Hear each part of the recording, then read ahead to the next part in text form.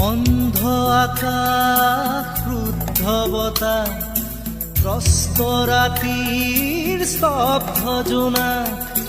অন্ধ মনৰ বন্ধ কোঠা হিংস্ৰ প্ৰেমৰ মুক্ত প্ৰকাশ মুকুতি